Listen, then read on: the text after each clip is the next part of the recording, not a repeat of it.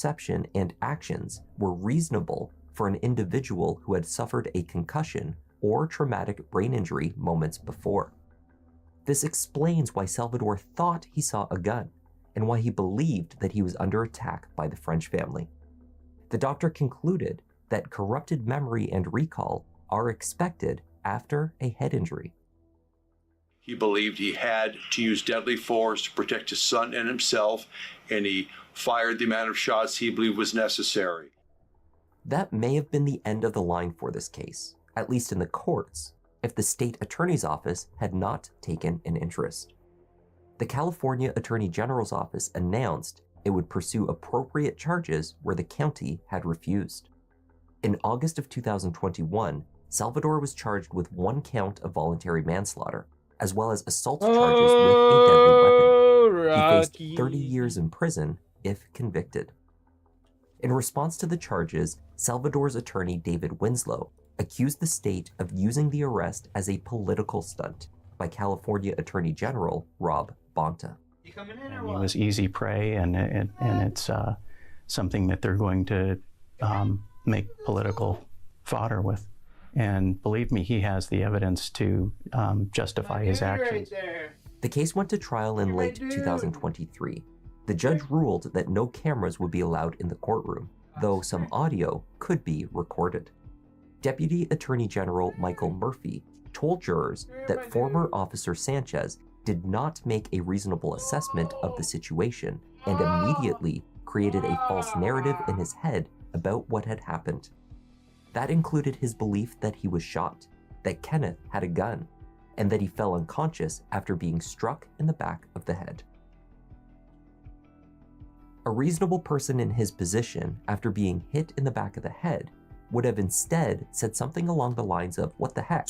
before feeling the back of their head to see if there was an injury, Murphy said. He argued that when Salvador realized that what he did was unreasonable, he lied about being knocked unconscious and that he saw a gun pointed at his head.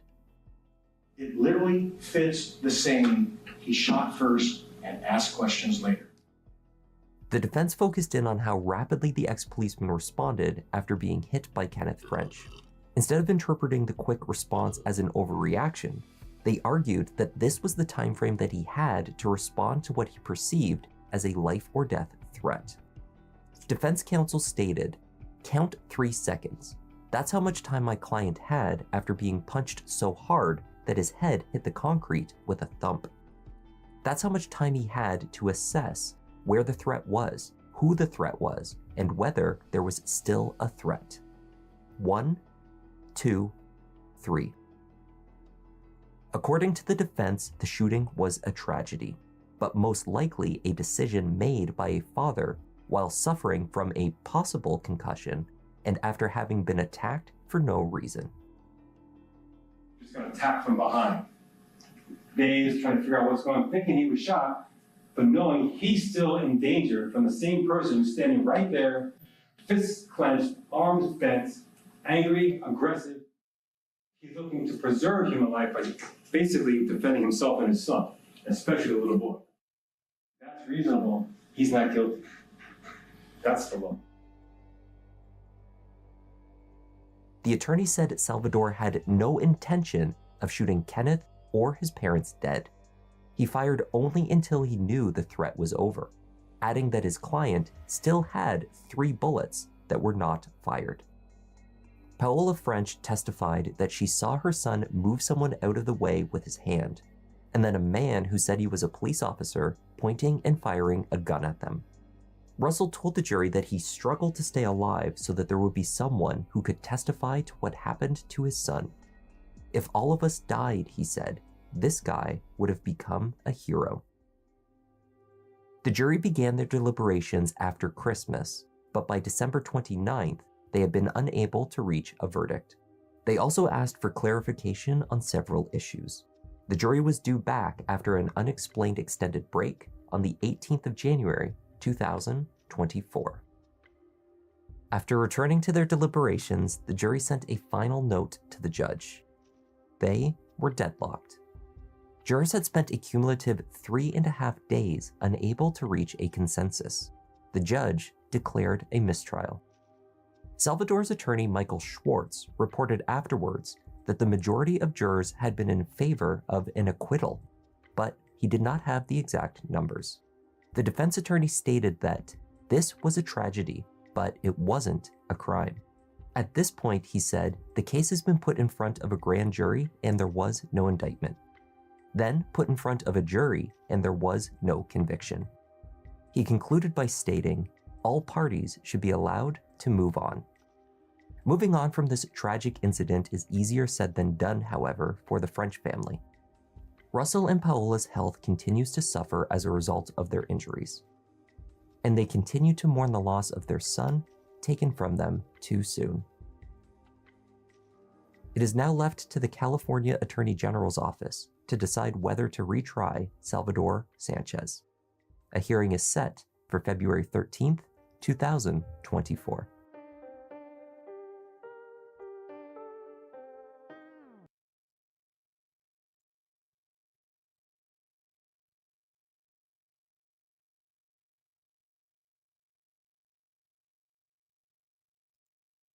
If your car isn't getting you where you need to go, Easy Financial is here to help with loans that can make your new ride a reality. Apply online or at over 350 locations and get a... For 1 week in early February 2017, communities across northern Florida, as well as southern Georgia and Alabama, lived in fear of a killer on the run. It was a case that a local sheriff described as the type that law enforcement fear most, a known killer choosing his victims frequently and randomly. As the killer evaded capture, he appeared to have company. Police tracked the couple's movements across state lines. As they did so, they began to question if his companion was in fact his captive or his accomplice. Hello? Hi there, I'm Kevin, and welcome to Just Thought Lounge. Today's case is truly a terrifying one. It's a story of peaceful communities terrorized by a violent murderer and multiple lives lost. From the chaos, not all the evidence that emerged was black and white. Let's take a look.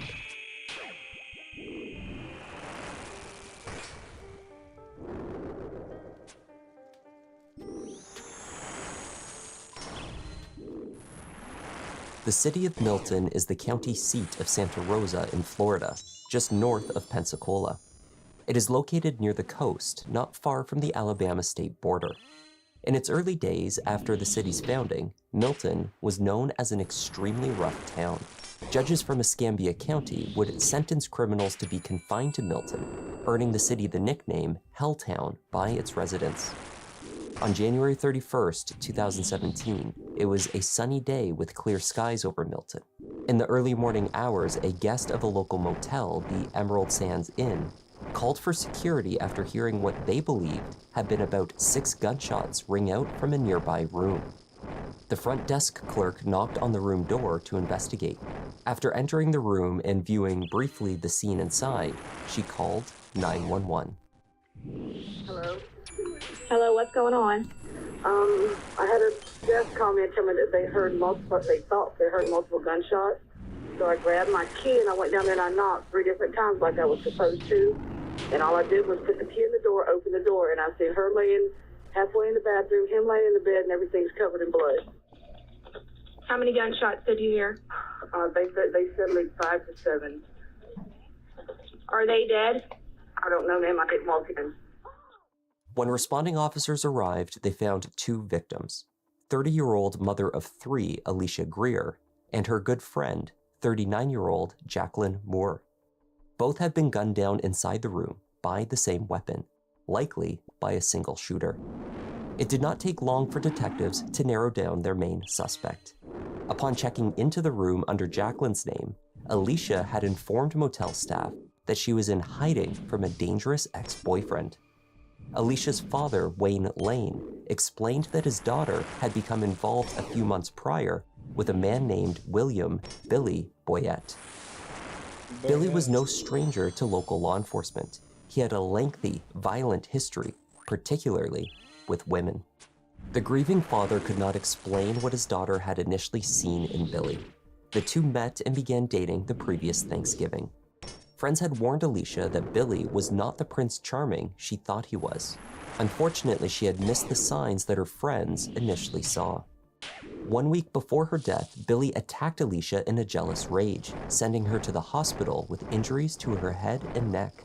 According to the police report that she later filed, he accused her of cheating on him while holding her hostage in her home and later stealing her car. She filed multiple charges against him. Fearing retribution, she had gone straight from the hospital to her mother's, then to the Emerald Sands with her good friend Jacqueline. But less than 36 hours after her release from hospital, Billy had tracked her down. The officer's suspicion that Billy Boyette was involved was further confirmed after a witness reported that she saw a man matching his description outside the women's room right before hearing gunshots. Police also learned that his mother had rented a black SUV, which was also spotted at Emerald Sands on the day of the murder. DNA testing inside the room later confirmed that Billy had been there. This was not a whodunit. The only question at this stage was where Billy Boyette had fled. 30-year-old Alicia Greer and 39-year-old Jacqueline Moore. Their bodies were found Tuesday morning inside a motel room at the Emerald Sands Inn. Deputies are looking for William Boyette Jr., a person of interest in the case. He's considered armed and dangerous. Public outcry over the release of an obviously violent criminal descended upon county officials rapidly and loudly. 44-year-old Billy Boyette had several previous violent criminal accusations, including domestic violence and a stabbing that went unpunished. The state attorney was forced to drop charges when victims wouldn't testify or couldn't be found to stand up to the offender. In June 2015, a woman in Pensacola called 911 and whispered to dispatchers that her boyfriend was trying to kill her. He had strangled her and taken away her phone in an attempt to keep her from seeking help. Somehow, she had managed to place the call, hiding in another room. When Escambia County deputies arrived on scene, the woman directed police to a bedroom where her attacker had passed out with a large kitchen knife in his hand. There, deputies found Billy Boyette. He was booked into the county jail and faced charges of kidnapping, battery, and aggravated assault, to name a few. However, he spent less than a year in custody before he was released, when prosecutors were forced to drop the charges against him because his victim could not be found. It's very frustrating. That problem with prosecuting domestic violence cases and other cases as well depends on the cooperation of not only the victim but the witnesses, and determined that she just, although she talked to us, she just was not going to cooperate, wasn't going to show up for court. So it's extremely frustrating. Billy Boyette had been arrested at least 3 other times in Escambia and Santa Rosa counties in as many years, but never served more than a year in jail for the offenses. Alicia's family believed that her refusal to drop the charges against him was the reason she was killed. In the aftermath of the Emerald Sands murders, another local family was also growing concerned. Reports surfaced that since his most recent release from prison 4 months earlier, Billy had been spending time with another woman, 37-year-old mother of 2, Mary Rice. On the day of the murders, numerous friends began contacting Mary's mother. If she was not one of the victims, they believed that she was in danger. Mary had left her 2 young children in her mother's care. The last text message that Mary had sent was dated February 1st, the day following the murders. She was fine, she said, just taking a short break out of town and would be home by February 3rd. After these 2 days passed with no further communication from Mary, family members filed a missing persons report with the Santa Rosa Sheriff's Office. Police released Mary's photo to the media. They believed that she was in danger and in the company of Billy Boyette.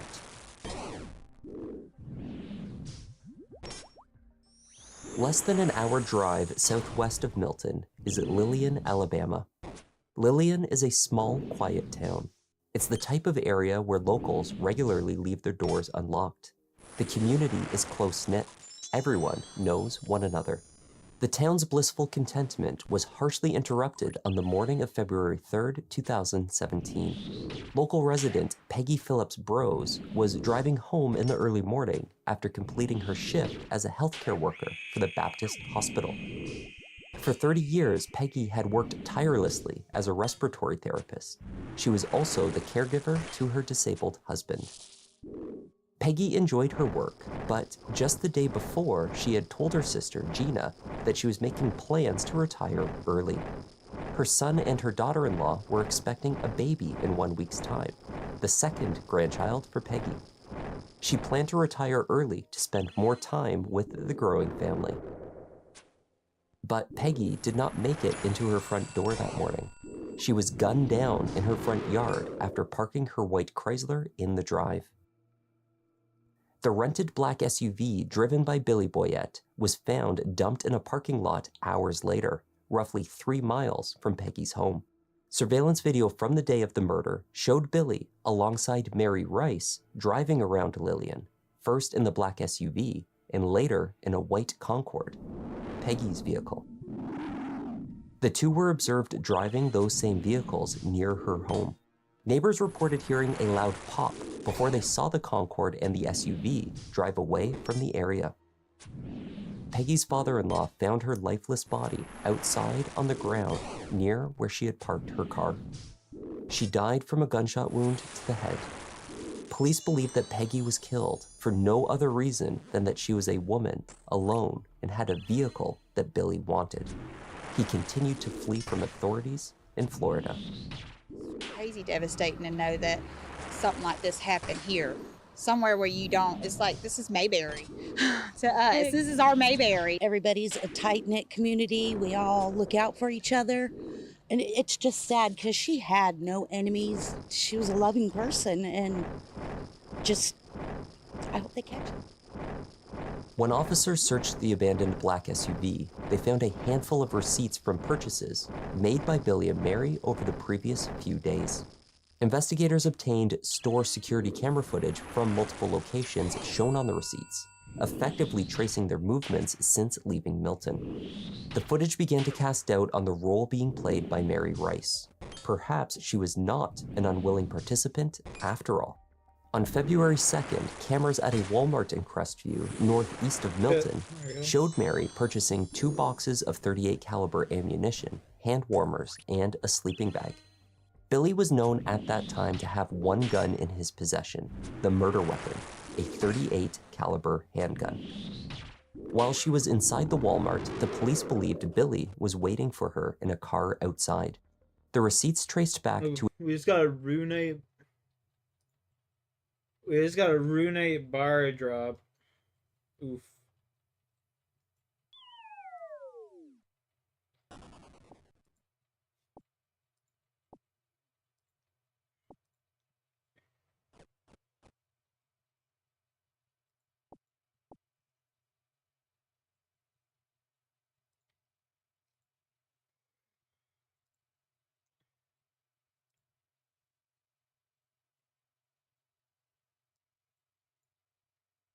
to additional purchases as well from days earlier.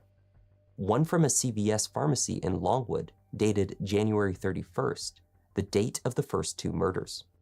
Longwood is a 6.5 to 7 hour drive from Milton. It seems that Mary had been on the road with Billy since that date. Security footage captured the two only an hour after Alicia and Jacqueline were killed in their motel room. After viewing this footage, county and state law enforcement stopped referring to Mary as a victim and...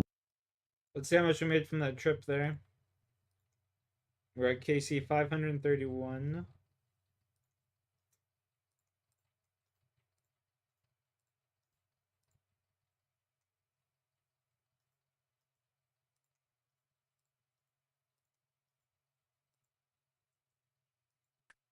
$550K.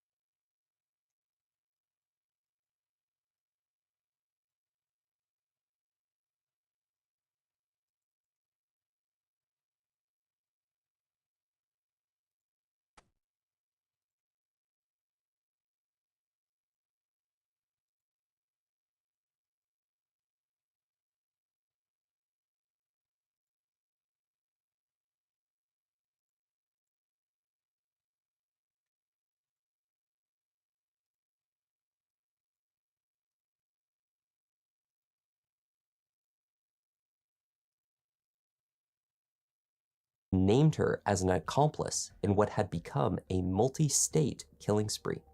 These developments came as a shock to her family. Heart-wrenching to find out that she's even involved in all this stuff. At first I thought they were just friends.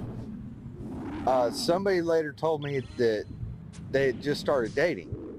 I don't know if that was credible or not. This meaningless, senseless killing and rampaging, no, it's nothing like her. We just want to see her home safe and find out the truth of what's going on.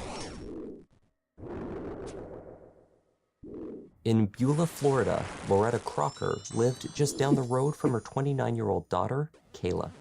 On the mornings she was scheduled to work, Kayla would drive her 18-month-old son to a family member's home before her shift at a nearby McDonald's. It was nearly 6:30 a.m. on February 6th, and Kayla hadn't dropped off her son for her 6 a.m. shift. So Loretta popped down to her daughter's home to check in. She found Kayla's car, a 2006 Cobalt, gone from the driveway. The front door was locked. Loretta went home quickly to retrieve a spare key. When she returned, she entered the house. She found Kayla in the nursery. She had a gunshot wound to the head, but was still breathing. Her hands had been bound in shoelaces, and her midsection tied to a chest of drawers by a makeshift rope to prevent her from leaving the room. Loretta managed to release her daughter from the restraints and spoke to her in an effort to keep her conscious. She was unresponsive. Kayla was rushed to the hospital. I'm not going to release a lot of information on Miss Crocker. She is currently in one of the local hospitals. She did sustain a gunshot wound. There was additionally, she had a 2-year-old son who was also present in the house. He is unharmed. To the best of our knowledge, he did not witness this. He seems to be relatively calm. He's with his grandmother right now. We don't want to give you all the techniques that we're going to employ here, to find Mr. Boyette and his accomplice. Miss Rice, we believe, is the lady that is with him. So for the family members of Miss Rice, you've been concerned about whether or not she's still alive. To the best of our knowledge, she is. I want to assure the public that we've called in all of our available resources. We have the Florida Department of Law Enforcement engaged, U.S. Marshals are engaged, of course ourselves, Santa Rosa, any law enforcement agency in our area, short of me getting of course, out of state with Baldwin County and the police departments and Alabama Highway Patrol. Again, 6 we need rune your long assistance. swords. Holy You shit! cannot hide unless someone JSK, does what's not up? report something that they have seen. We don't care how small your information is That's a huge or how drop. insignificant you may think it is at the time. Please, please pick up your phone and give us a call. Do not, I repeat, do not attempt to contact or engage with Mr. Boyette. This gentleman has gone far and above, what we normally deem as incorrigible. This gentleman is a killer. He's shown that proclivity time and time again.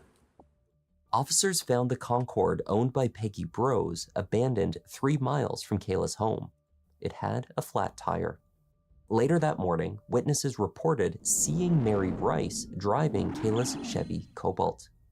Surveillance photographs from a game camera in a wooded area in Escambia County showed the couple carrying items through the woods.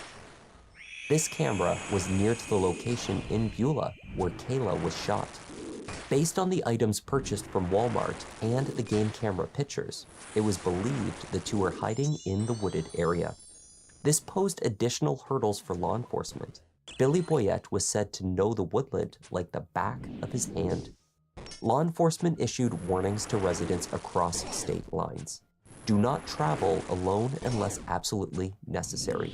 Lock your doors. Keep your eyes open for Billy and Mary. But if you should see them, do not approach.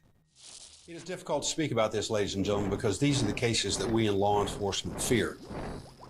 Where we have what is apparently, with the last 2 victims anyway, a random selection. And so therefore, much to our disappointment, Yo, and Smokey, much what's primarily up, to our boys? Yo, frustration, toast after this, eh? we're chasing a Toast lot of after shadows this, boys? and a lot of rumors. We've asked our citizens from our first press conference, again, to practice situational awareness till such time that we get Mr. Boyette and Miss Rice in custody. Again, practice some common sense. When you go to work, when you come home, make sure a friend or family member knows where you are, what your expected time of arrival is. Practice common Again, sense. these may seem Buddy, like measures you're in the talking to extreme, Florida, but we're dealing with and an on extreme top of situation that, here. Let me tell you Talking to just some how dumbass extreme. We've motherfuckers received nowadays. information Ain't no from one more than one practicing common source sense on what? on Mr. Boyette. He is a member and has been a member for a long time. Huge drop of the drug coming culture. He's a known to be. Huge drop right here. Huge drop right here. Here, pet. Come on. No. That sucks. Forge.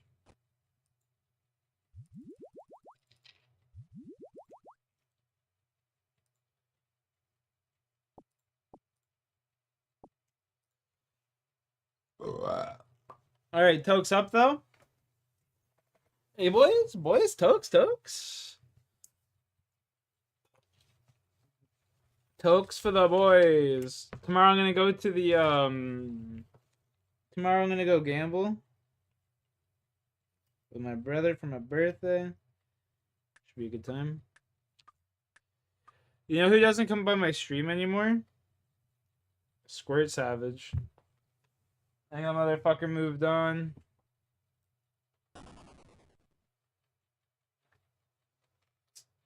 I think he abandoned me.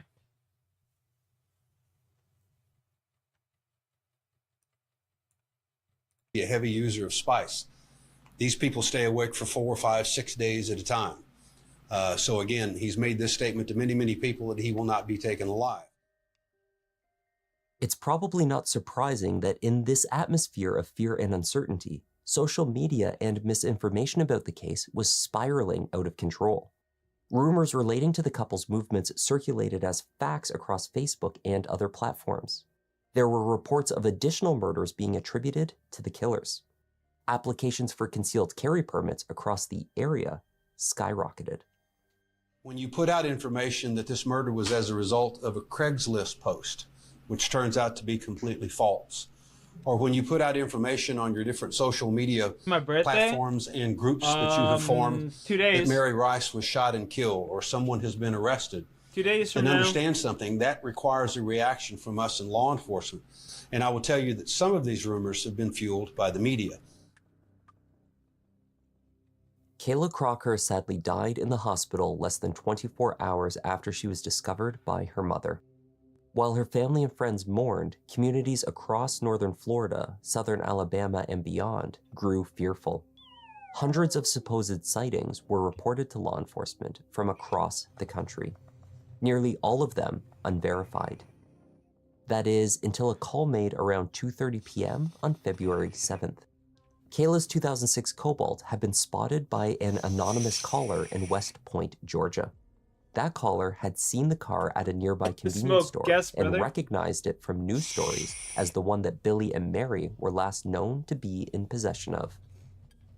That anonymous caller followed the pair to the West Point Motel, where the couple emerged from the vehicle and entered a room. Deputies from the Troup County Sheriff's Office confirmed that the Cobalt was the stolen vehicle.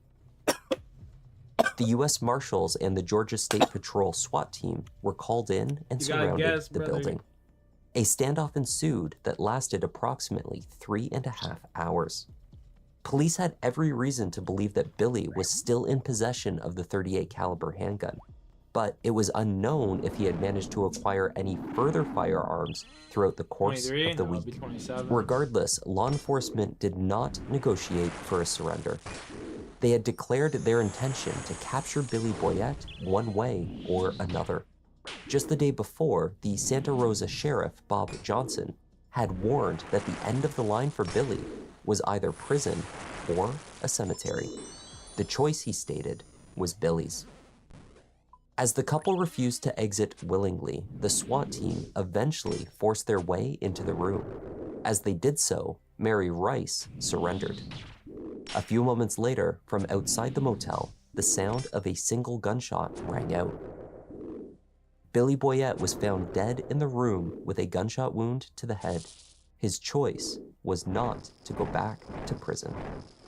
Weeks of searching for them, Billy Boyette, Mary is dead. Mary Rice is in custody, and it all happened here. They weren't coming out, is what he said. And he even said that at one point they were opening the curtains and waving. I said, is that a form of taunting? And he said he's not going to speculate, but essentially, yes, it could be. He did say that Mary Rice looked very shaken, visibly shaken, when she did come out of the hotel room, and then it was, like you said, after that they did hear a single gunshot in the hotel room. In the motel room, investigators found more receipts from purchases made by Mary over the course of the week, along with handwritten notes listing the items for purchase, which appear to have been written by Billy. Advertisements for various guns for sale were circled, suggesting that the couple were seeking additional weapons. That Billy had clearly allowed Mary to surrender instead of harming her. Indeed, that he appears to have waited for her to be safely apprehended before firing his weapon, provided further indications to investigators that she was not his captive, but rather his accomplice. When Mary sat down with investigators for questioning, she denied any direct involvement with the murders. Mary told the detectives that after the Emerald Sands murders, Billy came to her home in the middle of the night with a gun. She said he told her to pack a few things and leave with him. Mary recounted that he was bleeding from the head at the time and kept saying it was an accident. Police searched her trailer and found evidence that she had in fact left in a hurry, leaving behind valuable items, haphazardly packing, and failing to arrange for anyone to care for her pets. Her children, however, were already with family. From the moment that Billy arrived at her trailer, covered in blood, she said she had been an unwilling participant. She said he repeatedly told her that he would kill her and knew where her children were, threatening to kill them as well if she disobeyed him. She described the crime spree as Billy hunting people. He had a look like a wild animal. I've never seen anything like it, she told them. Everything he says is serious.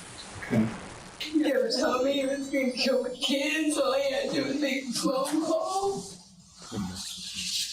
He was going to kill me if I didn't do what he said. Only by God's grace am I sitting here today. Mary received medical treatment following her surrender. She had cuts up and down her arms. She further claimed that Billy had forced himself on her earlier that day. A rape kit was performed that could not rule out a non-consensual encounter. Detectives needed to determine the level of her involvement with the murders. In offering these details, Mary's story began showing some holes. She said Billy wouldn't allow her to eat and kept her in the basement of an abandoned building for several days. Between security camera footage and witness accounts, the two seemed to have been together throughout the entire week. Mary further claimed that Billy continuously smoked spice and forced her to roll his drugs, but she said she never consumed any of the substance. Billy's autopsy would later reveal that there were no drugs in his system when he died. After the murder of Peggy Brose in Alabama on February 3rd, authorities located surveillance footage showing a woman getting out of the black SUV in the parking lot near Bower Road and US 98 and into Peggy's white Chrysler. The woman, they believed, was Mary Rice. She was driving the black SUV alone. Investigators surmised that if she was accompanying Billy Boyette unwillingly, this gave her the perfect opportunity to escape. Detectives from the Santa Rosa County Sheriff's Office, observing the video surveillance of the purchase at Walmart, came to a similar conclusion. In that video, Mary was observed exiting a black Ford Edge while another individual, presumably Billy, waited in the vehicle. Mary appeared to have entered the Walmart alone, taken her time with her purchases, never asked for help from employees or fellow shoppers, then returned to Billy in the SUV. To your knowledge, did the incident at the Emerald Sands Inn, did that happen before he picked you up? Yes. Yes. To my knowledge. All right, where did you go from there? From there, we went riding And he made me go into a Walmart and a gun place.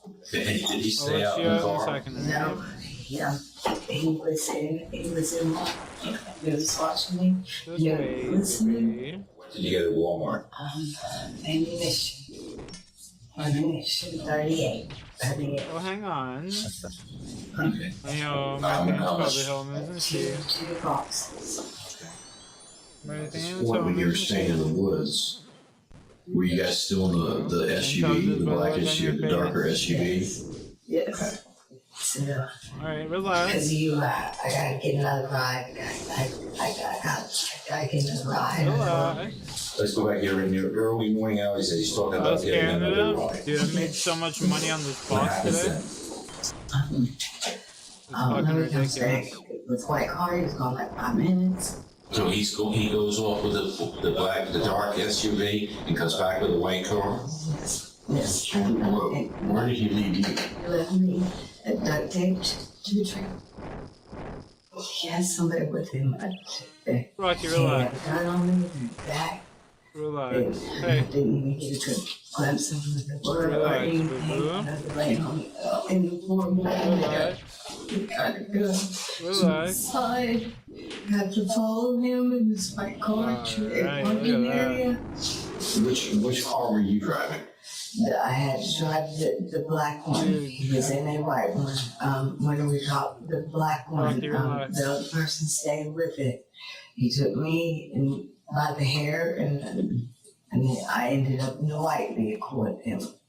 This other guy you're talking about. Let's see what we got for this trip. This trip's gonna be insane. Rocky, just wait. Wait.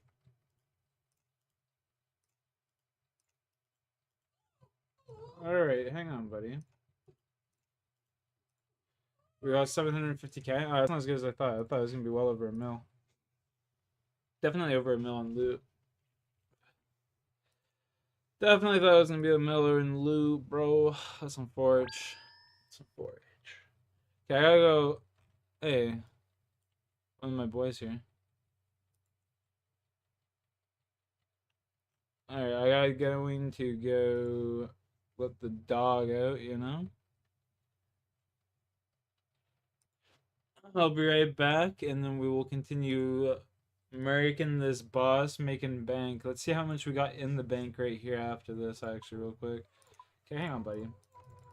I know. 29 mil right there, boys, in that bank tab. It's looking real nice, looking real nice. We should end the night with like 40 mil, maybe. Hey, that'd be pretty sick. Okay, let's go.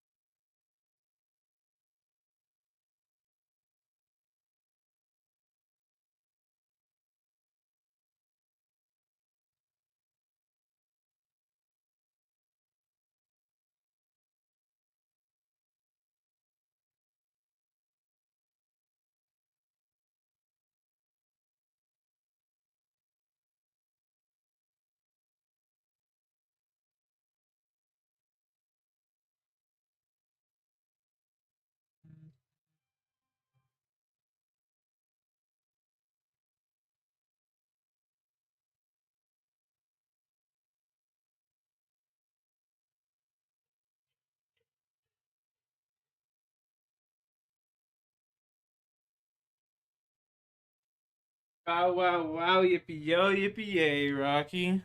Holy. Where did you come from? I don't know, and I've never seen him after. There was never a third individual spotted by witnesses, nor an indication of another man shown on any of the video footage across multiple locations. Mary continued to deny any involvement in Peggy's death, claiming that she was not at the scene of the murder. Instead, she alleged that Billy duct taped her to a tree in a wooded area on the outskirts of town. Sometime later, Billy returned, driving Peggy's car. If I were to tell you that numerous people saw you and Billy following the person in the white car to her home, where the white car was taken, it was just you and Billy. Right. Right. And then when you guys got to it's actually a food tiger where the parking lot was. There's surveillance of both you guys, Billy getting out of the white car and unloading stuff out of the black car. You getting out of the black car and helping to move stuff from the black car to the white car as well, and then you both getting in the white car and leaving. Yeah, and you see where he gets mad at me. So like I said, there was never a third person up there. No. Okay. Why did you tell me that? Because I'm scared. Well, I understand you're scared, and I mean, the truth makes more sense than the story. Yes, it does. You know, and That's the truth. Okay. Well, thank And you. that's the only thing that does. And thank you for being honest. I'm scared. I know you are. Mary admitted that she was present when Billy shot Kayla Crocker. She entered the home and, at Billy's direction, tied up the young mother with rope. But she maintained that she did not shoot Kayla. Mary insisted that she was outside the house when she heard a gunshot. Mary Rice was indicted on charges of accessory after the fact for the murders of Alicia Greer and Jacqueline Moore. She faced a capital murder charge in Alabama for the death of Peggy Brose and first-degree murder in Florida for the murder of Kayla Crocker. Mary, do you have anything to say at all? To anyone in Northwest Florida, to your family? Were you fleeing or were you a hostage? Your side of the story, man?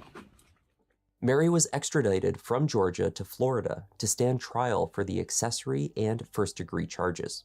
In Alabama, where she faced a potential death sentence if convicted, the DA was also keen to seek justice, but that trial would have to wait.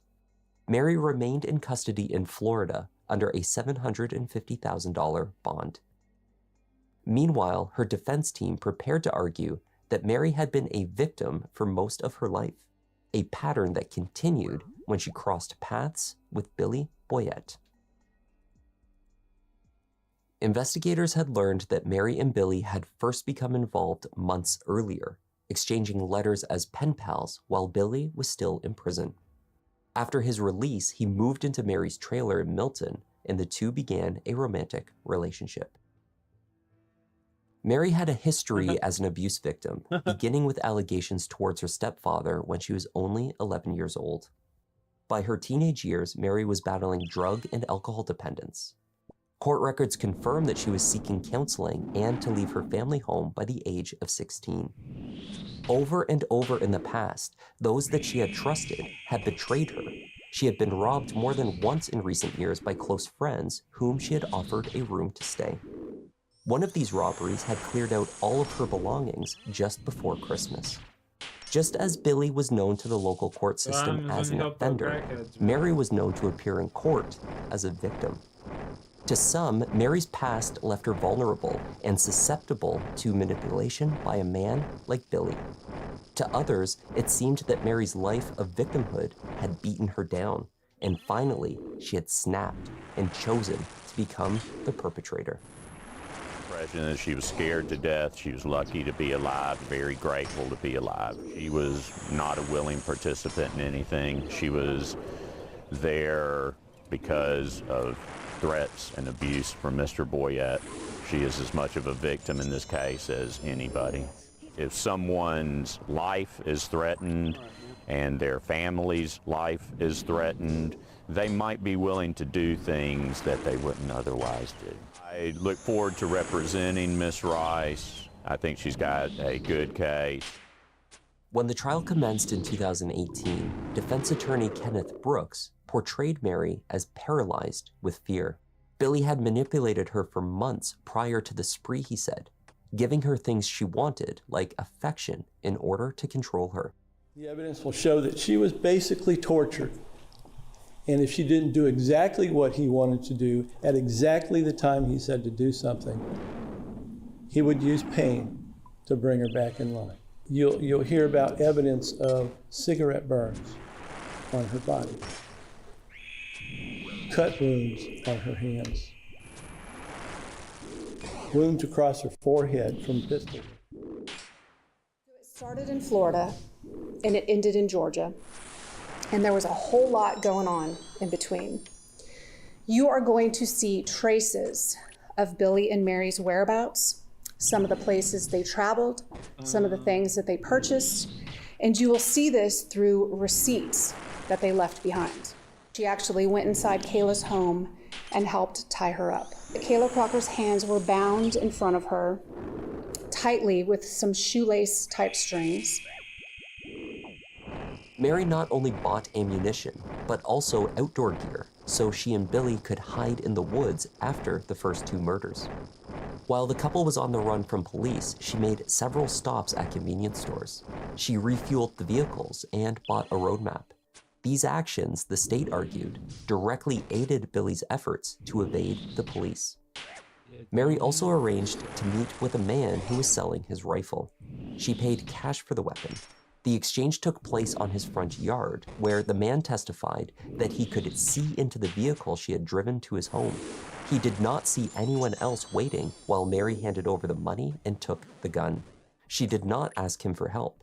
Had she done so, he would have protected her.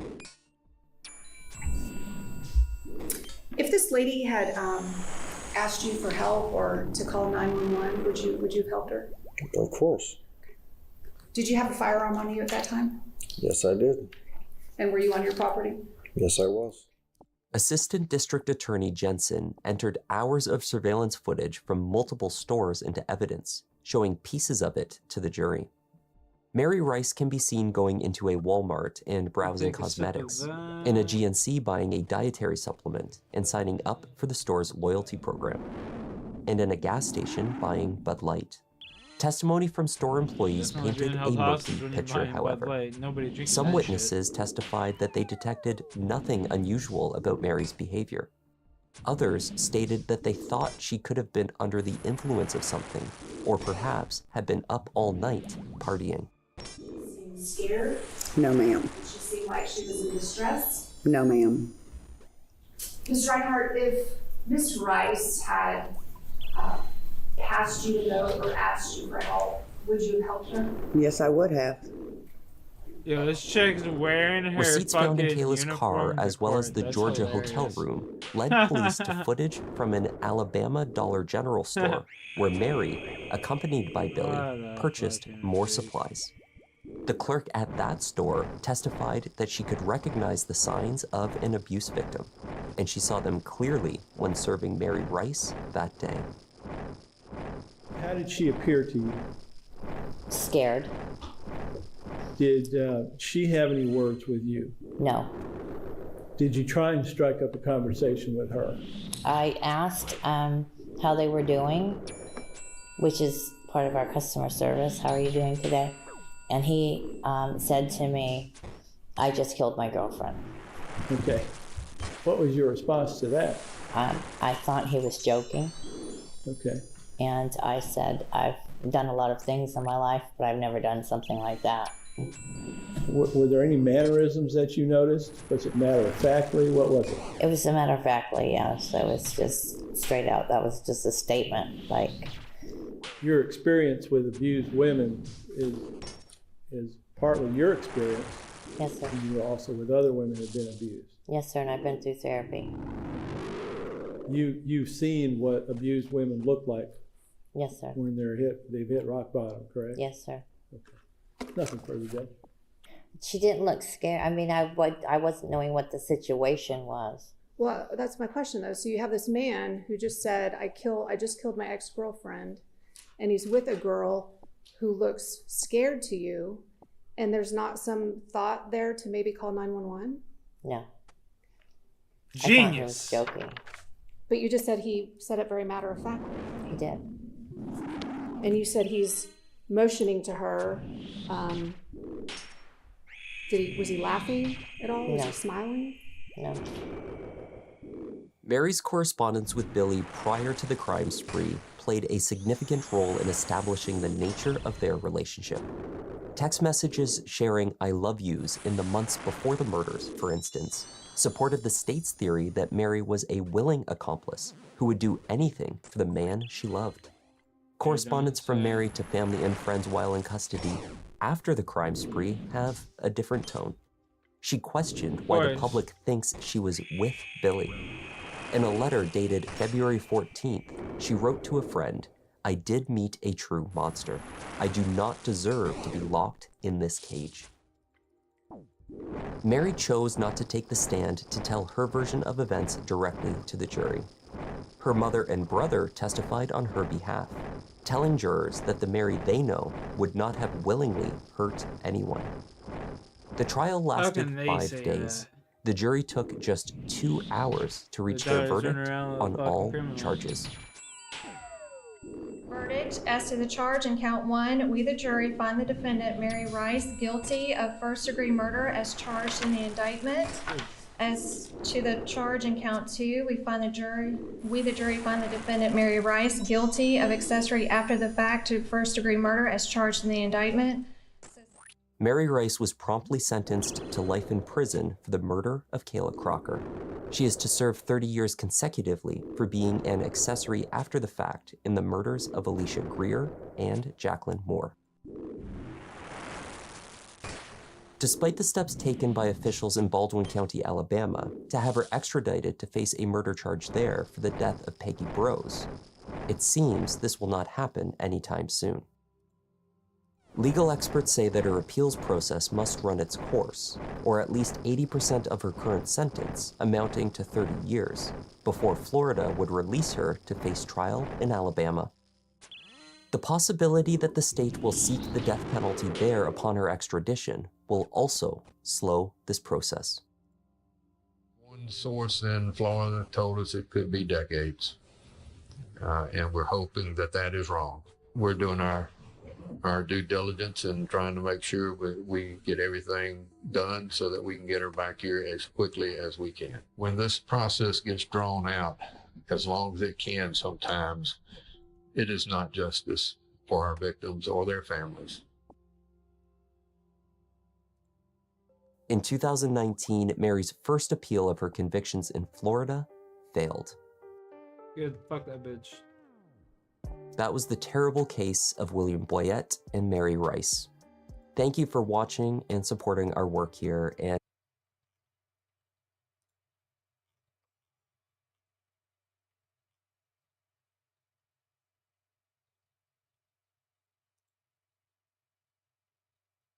on Easter Sunday 2023, Stephen and Carol Baxter were tragically found dead in the conservatory of their home on Mersey Island in Essex, England. It was an unusual scene. There were no signs of forced entry and no signs of violence.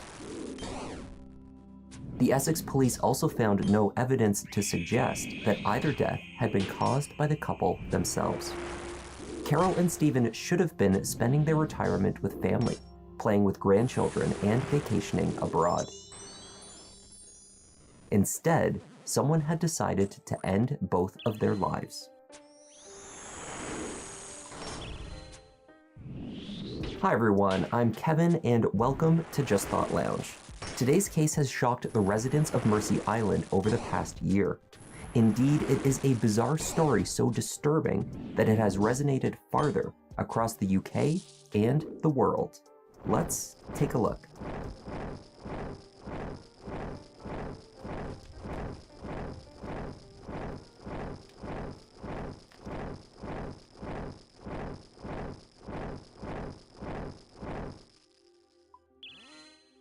9 miles southeast of Colchester, in the county of Essex in England, is Mersey Island.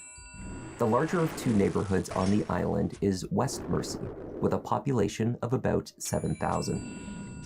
Mersey has a small but loyal community, which has seen generations live in the same area, attend the same schools, and continue to raise their families.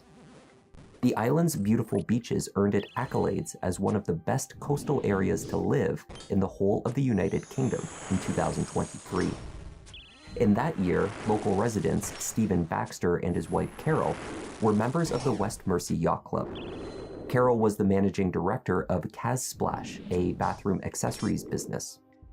The company is most known for its curved bath mats, designed to be placed on floors around shower units. Husband Steve, whom she married in 2000, was a fellow owner of the business. He was also the global lead for operational risk and assurance for real estate firm Jones Lang LaSalle. The couple had done well to live in their £1 million home in a quiet, usually peaceful street on the island. In recent years, Carol's health had become more and more of a concern. According to family members, Carol was suffering with a thyroid condition and had been diagnosed with Hashimoto's disease, which is an autoimmune disorder affecting the thyroid gland. Hashimoto's can cause symptoms like fatigue, as well as loss of concentration and memory. Carol's daughter, Ellie Baxter, found that her mother would often do silly things.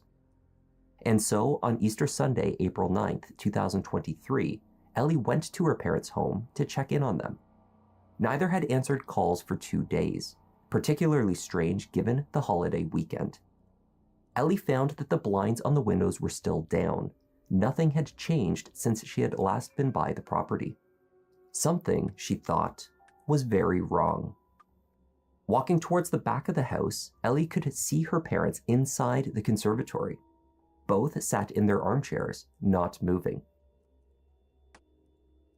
Ellie then placed 2 calls. The first to a family friend, Luke DeWitt, who only lived a few streets over. He left his house right away and came running.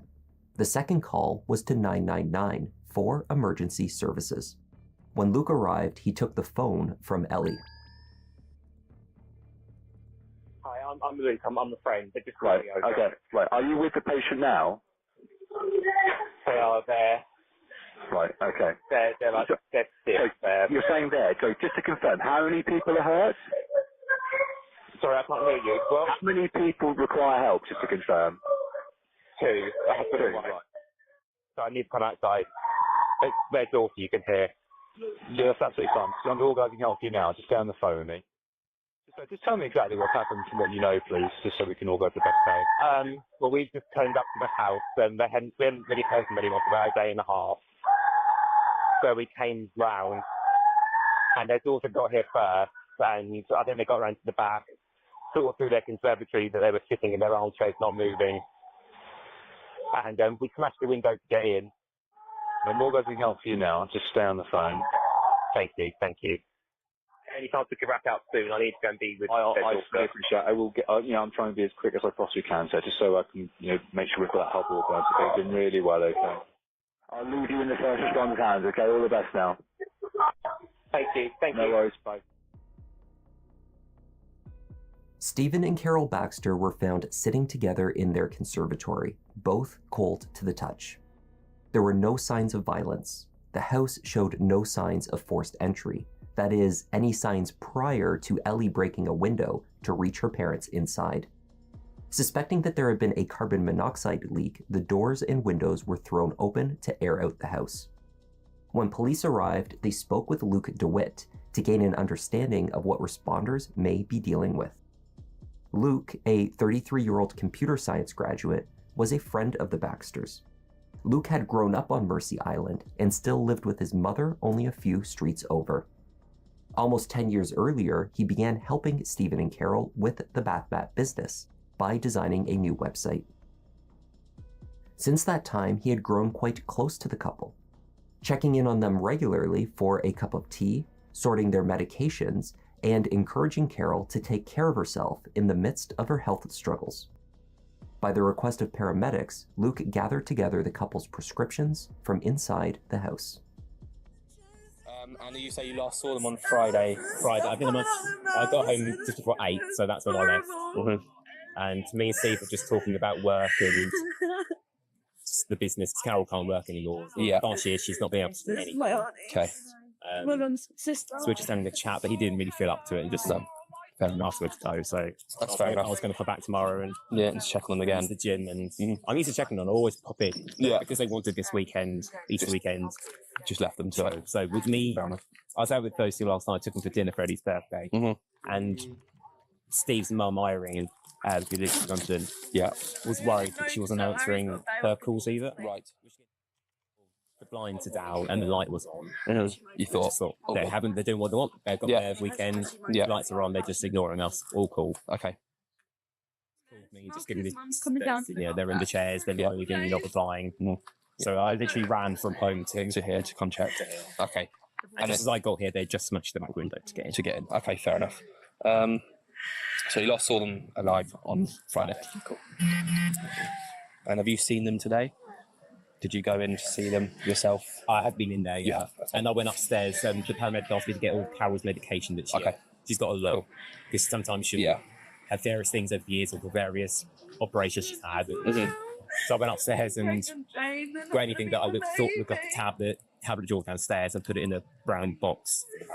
I don't know if any of it's valid, but I know Carol. That's right. Yeah, they like to know what people take, gives them an idea of what they suffer. You don't know what she's actually taken. Because quite often she might take, she has every morning levothyroxine. But sometimes she forgets that she could take it 6 or 7 times. I know that's really that, but I mean, she doesn't know. She doesn't know she's taken it loads of times. No. Yeah. Okay.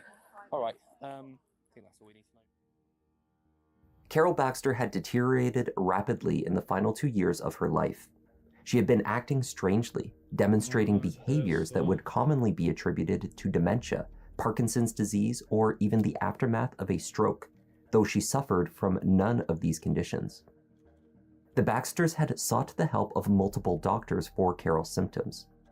She was in regular contact with a Dr. Andrea Bowden, an endocrinologist in Florida, who had been prescribing a series of herbal remedies to assist with her thyroid condition. Investigators ruled out carbon monoxide poisoning as the cause of the deaths quickly. Then, when the toxicology report came back, the results showed that the Baxters had consumed lethal doses of fentanyl.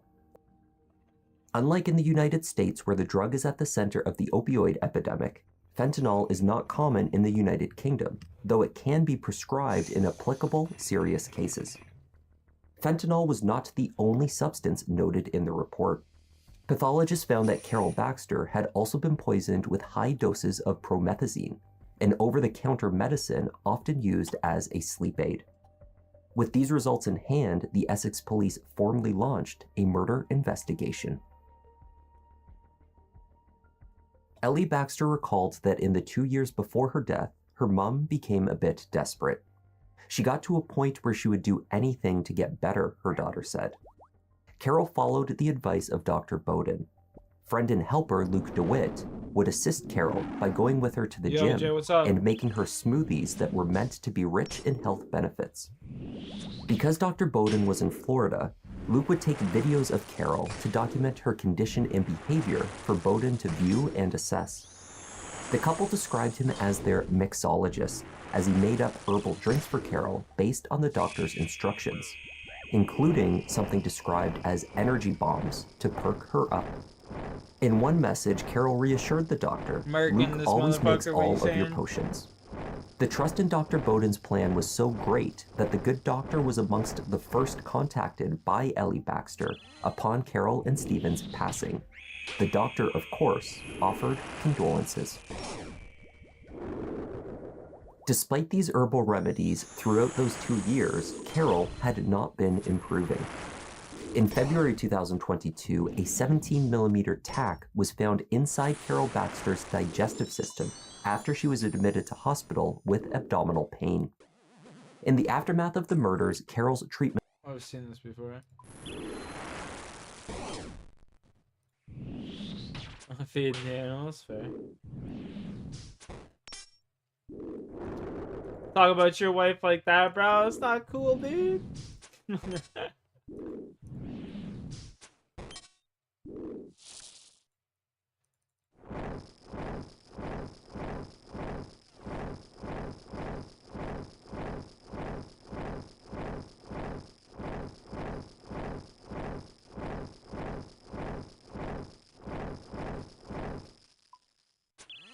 You won't get beat up. You keep talking like that.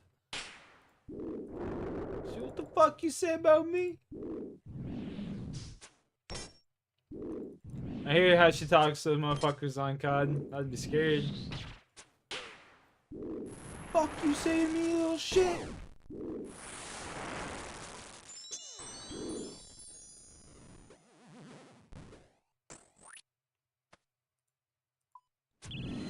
Bro, how's that not one hit him? Come on, just kill him. Perfect.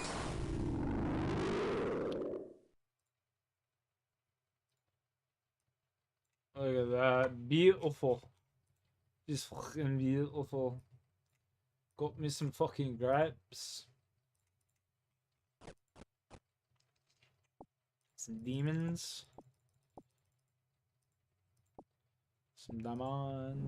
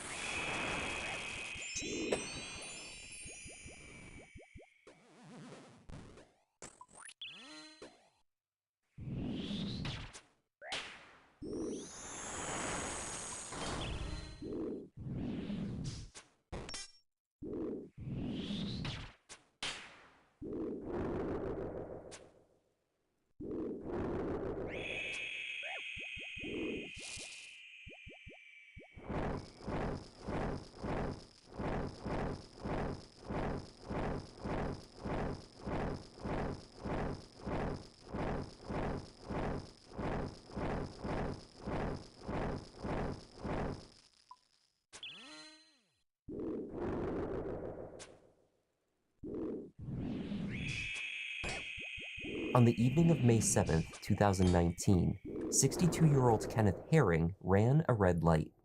He drove headfirst into an 18-wheeler, smashing the front of his Dodge pickup truck before coming to an abrupt stop. Thankfully, no one was injured from the crash. Minutes passed as the damage was assessed. Multiple calls were placed to 911. Then, to the shock of onlookers, Kenneth got back into his truck and he drove off. Something was visibly not right with Kenneth that day.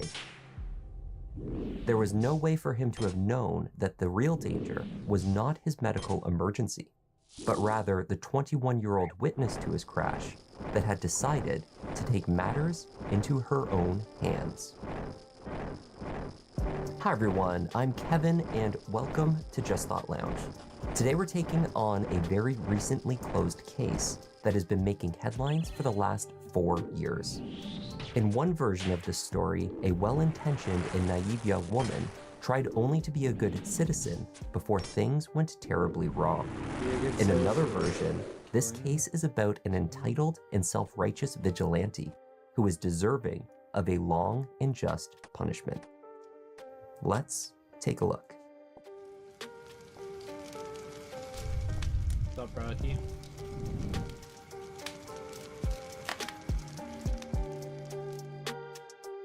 On the evening of May 7th, 2019, traffic near to the Hartsfield-Jackson International Airport in Atlanta, Georgia, was heavy. On the nearby I-285, a battery truck had caught on fire, leading to the closing of entrance and exit points along the highway. Terry Robinson, a state correctional officer out of uniform, was driving down Clark Howell Highway when he witnessed a red Dodge Dakota pickup truck run a red light. The truck narrowly missed hitting a black Jeep and then crashed straight into a semi-trailer truck. The driver of the semi, Stanley Kimball, emerged from his cab unharmed. Likewise, the driver of the Jeep, Hannah Payne, was uninjured and pulled over to the side of the road. Both Terry and 21-year-old Hannah placed calls to 911 to report the incident. It was just an accident. I'm sure they've already called, but I just witnessed it, and I just wanted to make sure that I guess called the police as well in case they didn't. All right. Were they what were the kind of vehicles involved? It's a red Dodge pickup truck. I think it's a Dakota. And a semi was involved. 62-year-old Kenneth Herring's vehicle was smoking and leaking fluids as a result of the head-on collision, but Kenneth appeared uninjured. Kenneth got out of his truck and began walking its perimeter, perhaps assessing the damage. 20 minutes passed at the crash site with no response from law enforcement. Terry, worried for Kenneth's behavior, called back into 911 dispatch to check in. We had a call earlier, and it's been over like 20 minutes now, and no police or no ambulance have shown up. The reason why I'm asking that because the driver who caused the accident, I think he's impaired. Something's going on with him, and so the thing about it, we're trying to tell him to turn his vehicle off of the smoke, and he's not following the command. So that's why I'm asking to see he's moving his fears. He's trying to drive off now. He's driving off. He's driving off. Take a picture of the driving light. Take a picture quick. Quick. Despite the damage to the pickup, Kenneth Herring had managed to restart the truck's ignition and left the scene. Terry called out to the others, Stanley and Hannah, to take a photo of the truck's license plate. Then, the driver of the Jeep, young Hannah Payne, got behind her wheel and took off after Kenneth. So he's in a red Dakota. It's a 96 model, give or take 97 model. He's an older black gentleman, another dog in my gray hair, complex blue now. shirt on, Driving and front end damage. Heavily front end damage in front. Heavily front end. I knew he was going to do something. The lady in the Jeep was almost in the residence, so she turned around and she went after him. So she's going to take a picture of his vehicle and stuff. Can't you believe it? I knew he was something wrong with that guy. I knew it. Simultaneous to Terry's conversation, Hannah also placed a follow-up call to 911. I actually called about 20 minutes ago for an accident, and no one has shown up yet. Oh, but I am under the impression that the guy that caused the accident, who ran the red light, is drunk. And he's gotten back in his car, and he's looking like he's trying to drive away. Woo! Okay, can you get his tag number? Hold on. Oh, he's driving away.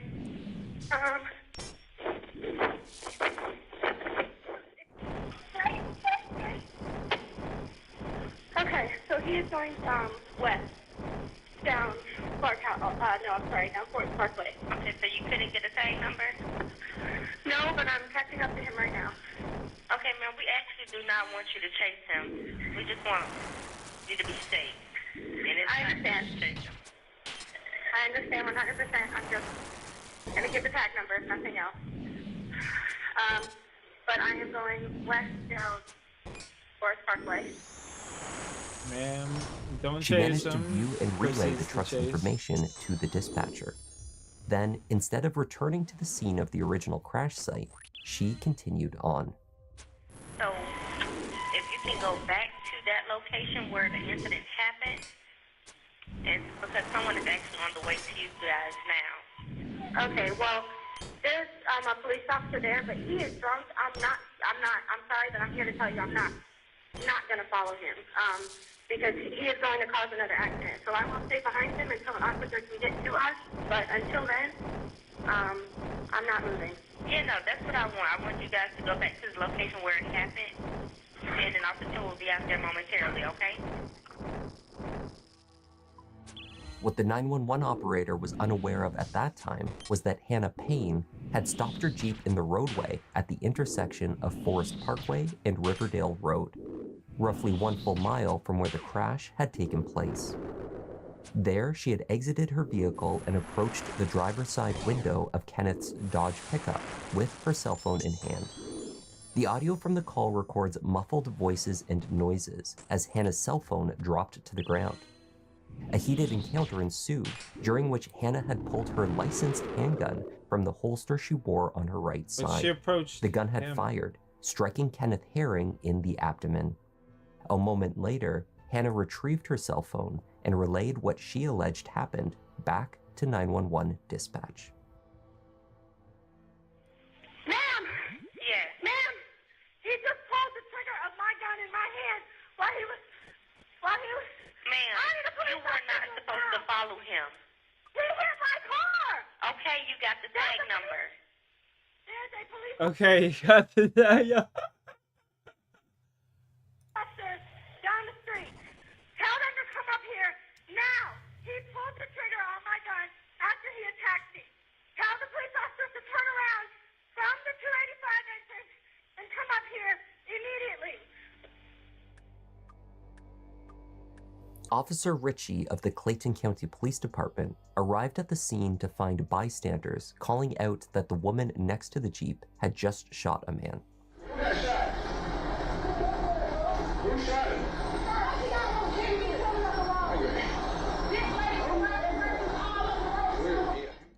Hannah's black sleeveless top had been torn during the encounter with Kenneth.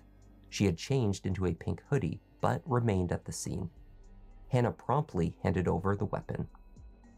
While responders rushed to pull Kenneth from the truck and perform emergency measures, Hannah argued and pleaded with witnesses on the roadway. She hoped that those who had a clear view of the encounter would stick around to tell the police what she had just claimed to 911 dispatch, that Kenneth Herring had attacked her and fired the gun in the process. Kenneth was rushed to the hospital by emergency services. He would not survive. No shit.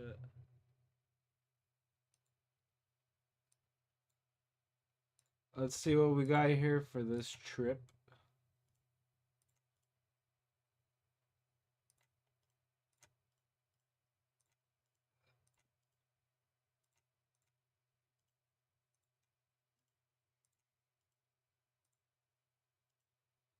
We got essentially 660K.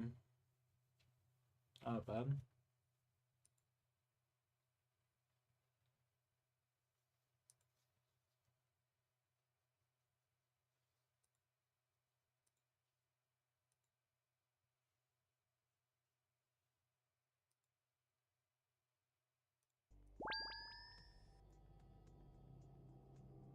Hannah was placed in the back of a police cruiser while responders on the scene began to work through what had occurred. On the busy road at the end of the workday, there were numerous witnesses that had observed the events from different vantage points. Formally waiving her Miranda rights, Hannah Payne began to tell responding officers how she claimed the gun had been fired.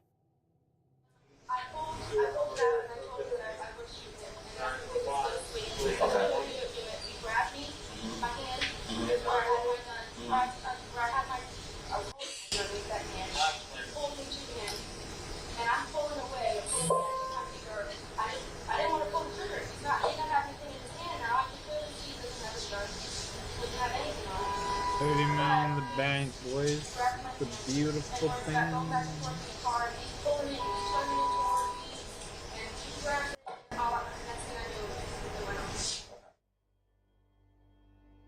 Hannah Payne had been working in property management since her high school graduation. She dealt with rental properties, showing off new rentals to prospective tenants and collecting rent. As part of this role, the young woman would regularly hold meetings with strangers, sometimes in vacant buildings, and she was occasionally responsible for carrying large sums of cash. Hannah cited these reasons as her motive for acquiring her handgun. A Georgia resident must be at least 21 to be issued a weapons carry license. In 2019, Hannah Payne was just 21 years old. Kenneth Herring was 62 years old when he was killed. How would you want him to be remembered?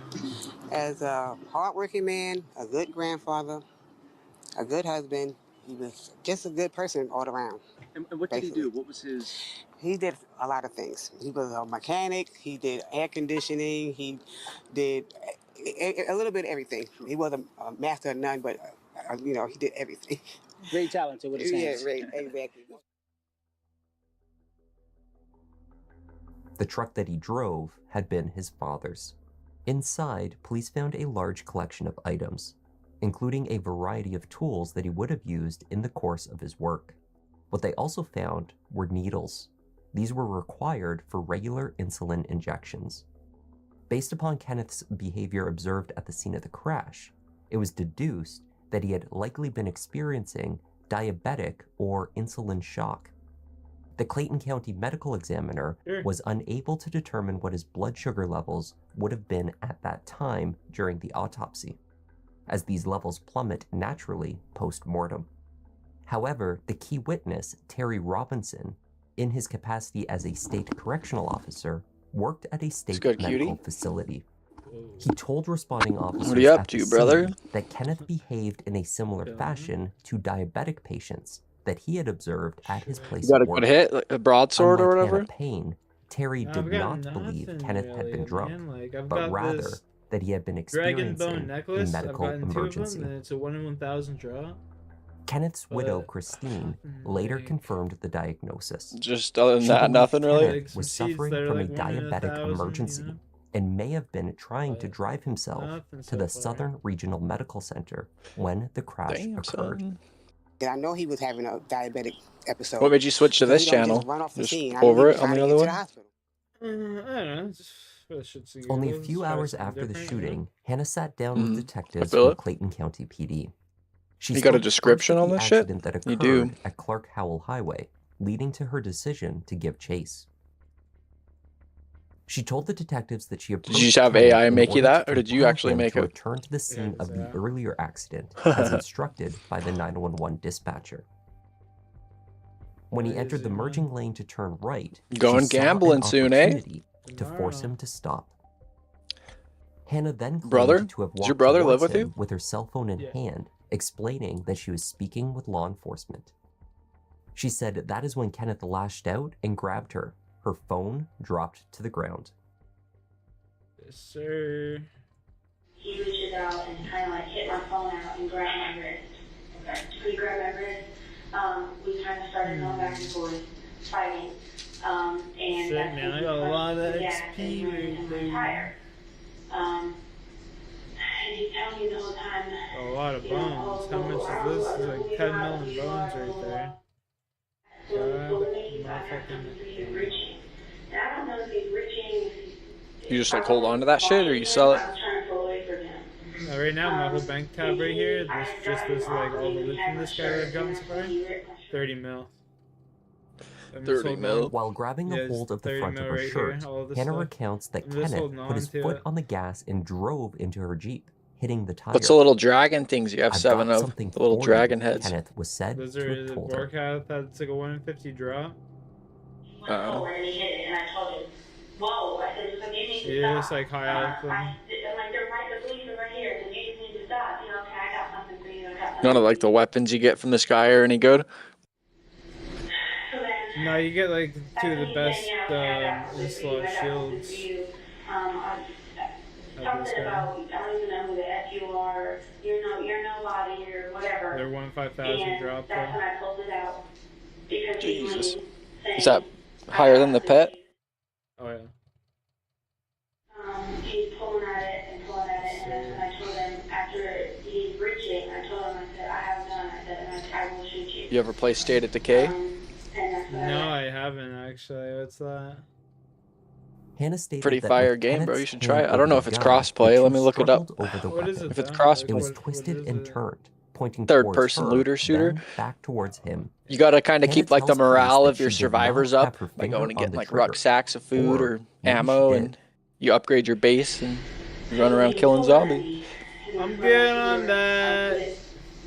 on the trigger, and he's pulling and pulling. He launched and he swung. You gotta think about the content, brother. Yeah, no. I think I'm just like gobble that. Like, so many forums and shit I gotta go read. They gotta send me like 3 fucking handbooks I gotta read and shit. Like, fuck me. I had to go down and do a fucking police check today. Had that horse shit I had to do. I gotta go. Police check? What'd they do? Just check background and Yeah. make sure you're not like shooting up schools and shit. Yeah, essentially. Like, fuck, dude, this shit's. It'll be worth it in the long run, bro. Yeah, just get me Really? in there crushing these rocks. It ain't fucking rocket science, you know what I mean? Yeah, but for liability, I see why they do it. I understand. Imagine you go in there and there's some like alien rock and shit on the ground. They don't want you to fucking go tell your YouTube. Yeah, no, they said they should have said they like everything in there is confidential. Like you can't. No speaking Yeah, you of can't. it. Yeah, can't say what you're processing and shit. It's in one of the handbooks. Like you can get sued up to. That's next level nuts. $250,000 they can sue you if they like leak information. I was just like, damn. Well. How was work today, Canada? And he's like, good. Boom, 250,000. Yeah, the government's just watching, man. You're leaking classified information. It's really all just a setup to get you to say some shit. Yeah, say some shit, get me out of here, so I fucking people can no longer fucking listen to me. Yep. Trudeau had it all planned out when he banned your channel and he came back. Yeah. They're like, if this doesn't work, we'll try this then. That's it. I don't remember telling myself to pull the trigger. Jay knows what's up. The gun had a double safety. Jalen Brunson in A an trigger interview on was the upper asked if he back of knew the handle if must he was first be excited pushed about in, Kat joining usually his by team, a and he's like, firm "Who the grip hell is around Kat?" the handle, and then a finger must I'm also not be even placed kidding either, inside bro. the Like trigger it was guard in an and then interview. pulled Jalen Brunson's like, "I don't know who the fuck that in is." order for the gun to fire. Hannah claimed that she did Team not chemistry, think that her minus finger was on the 50. trigger Yeah, because she hasn't was even aware of the safety hasn't feature even on gone her through own yet the gun. trade. However, she also told the It did detectives today, I that think. during the struggle over the weapon, both her and Kenneth's fingers were in the trigger guard. Or maybe it was yesterday. Well, Brunson took a pay cut to keep Dante around. So Brunson's pissed. Why Gilbert Arenas said never taking a pay cut. It's true. Taking pay cuts for a billionaire, motherfucker. The billionaire should be taking pay cuts for you. Fuck you talking No, it's about? true. What do you think of the Sixers team, bro? Paul George? Yeah, you think so? Shit. First or second round playoff team only getting the boot. I don't think the Bucks are any better. Bucks are the goats. They got D. Lillard. D. Lillard looks like he's soulless and doesn't even want to be on the team, bro.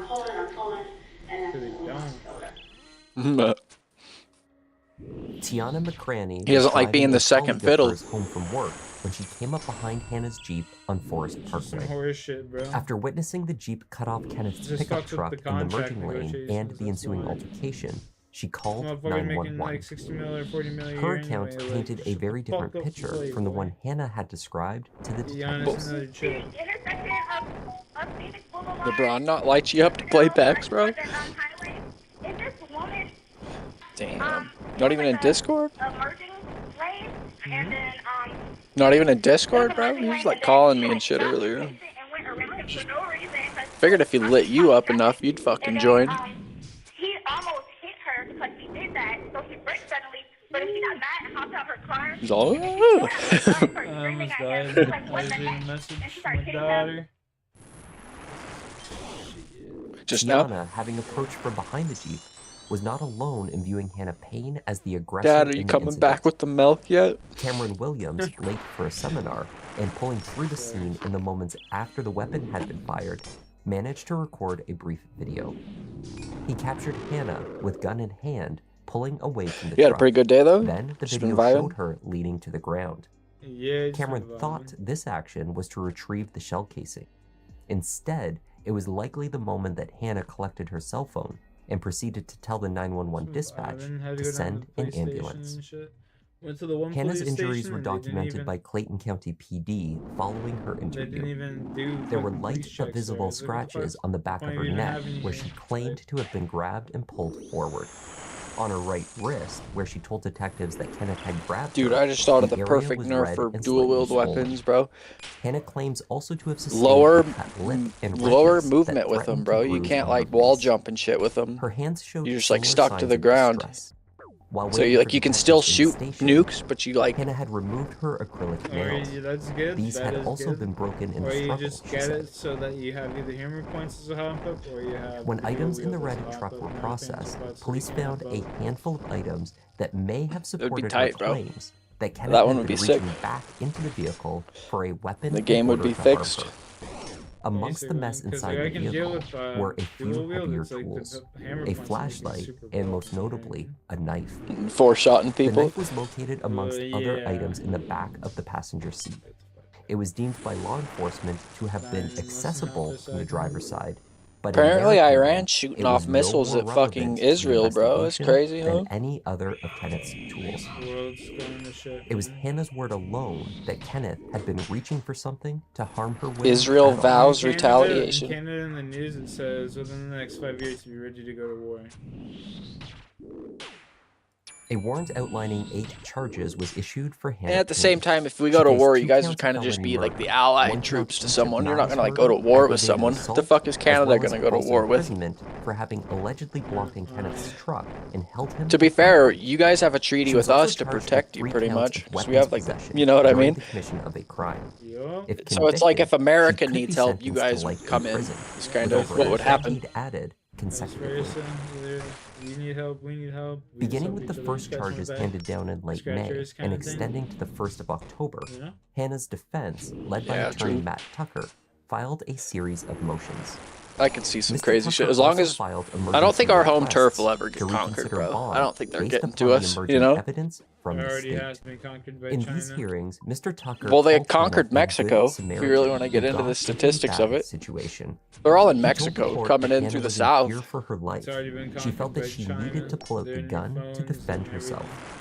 Mr. Tucker also Back your argued that the social 911 security network. recordings from the incident had been Social purposefully security altered by the numbers. state to remove sections of audio That's that were why. beneficial That's to why the I buy a defense. bunch of random collectibles He that I even can went so trade far as to for, argue that cell phone footage would you know, clearly show the buy struggle between generators, Hannah and buy. Kenneth, and would prove her That way, innocence. if the time does come, you Although have these claims seemed trade. You unlikely, have stuff to Hannah was trade. eventually granted bail and released. Like I don't think buying gold and silver would be it, because then people, what would they trade for that? You know what I mean? Like you just have so much gold, you wouldn't. I don't think it's worth it. You go and try to buy something with gold, you're not going to get the quality out of it. You're going to like trade your gold for it. It doesn't pan out. You just need tradables, I think.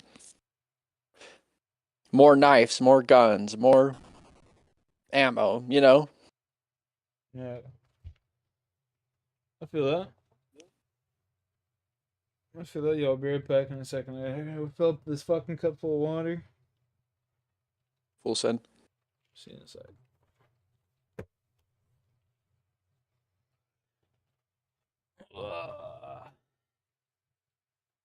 Oh, this cup full of water, and like, how many KC are we at with Vorkath here, actually? Let me look. 9,000. 547. So 3 more KC and we're at 550. Ooh, not bad.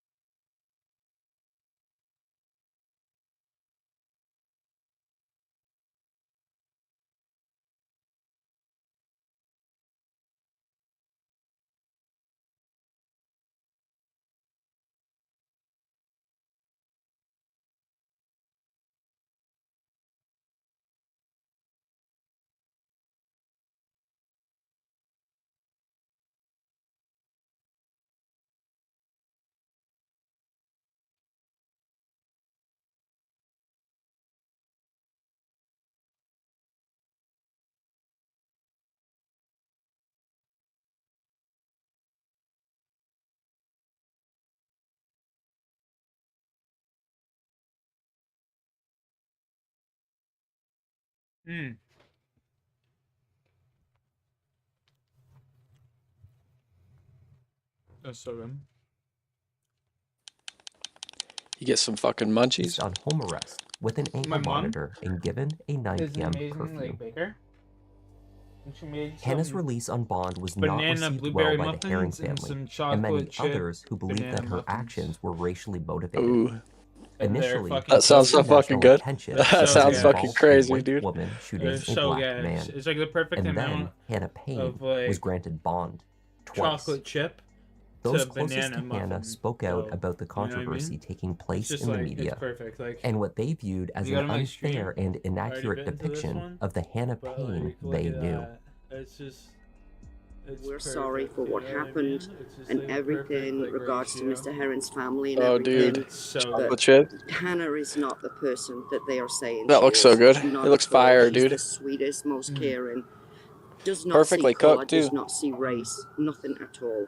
She is just an fucking amazing human YouTube's being. bugging. She is. And if you ever get the chance to know her, you'll realize that as soon as you lay eyes on her.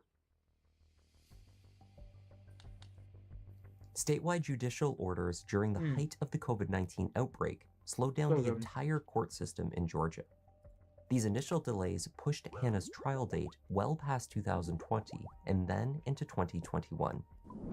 After 3 years You might get passed, the chivalry case gang still together showed if you don't no want to run signs any of going to Apex, brother. trial. Kenneth's brother Keith Herring wrote We a got some note boys to the hopping on. NAACP You want to come chat in my seeking Discord? assistance. I'm down. My brother, Kenneth Okay. Herring, was murdered in cold blood by Hannah Payne. This murderer is out on bond and has not been brought to justice. Social media latched onto the cause, declaring Hannah Payne as a racist Karen who assumed she had the right to pull over a black man at gunpoint while he was having a medical emergency. By the spring of 2022, Hannah Payne was still released on house arrest and there was no trial date. The NAACP released a statement at that time expressing grave concern over the lack of urgency and calling for the expeditious resolution of the case. A trial date was set for later that year. But then, the case met with yet another extremely unusual cause for delay. When Hannah's defense counsel, Matt Tucker, did not show up to court. What the fuck? I'm going to find that Mr. Tucker is in contempt of court. He failed to follow the rules of court in notifying the court. I am going to also file a grievance with the State Bar of Georgia because of his behavior. This is not the first time I've had an issue with him failing to come and come on time. I will take care of everything else on my end. There's not going to be a trial today in the matter of State of Georgia versus Hannah Payne.